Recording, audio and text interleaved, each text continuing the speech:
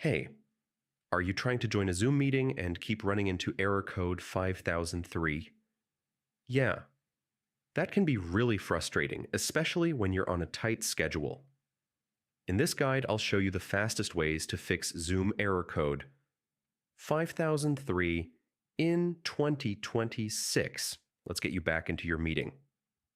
First, make sure your internet connection is stable. Error 5003 often happens when Zoom can't connect to its servers. Try switching between Wi-Fi and wired connection, or run a quick speed test to confirm your connection is strong.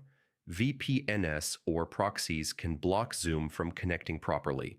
Turn them off temporarily and try joining the meeting again. Make sure you're running the latest Zoom version. Open Zoom, click your profile picture, check for updates. Updating often fixes connectivity errors. Sometimes a simple restart solves connection issues.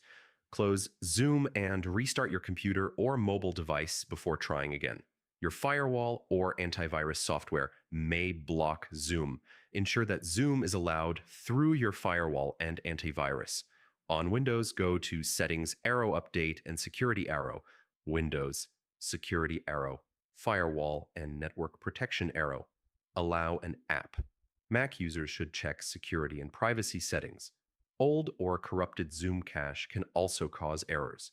On Windows, press Windows key plus R, type %appdata%, open Zoom folder, and delete the cache folder. On Mac, go to ~library/application support/zoom.us and delete the cache folder. Then reopen Zoom. If the error persists, contact Zoom support.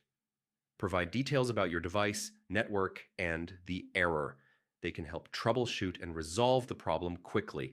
And that's it. One of these fixes should solve Zoom error code 5003 and get you back into your meetings. If this helped, check out my other quick tech guides. Thanks for watching, and I'll see you next time.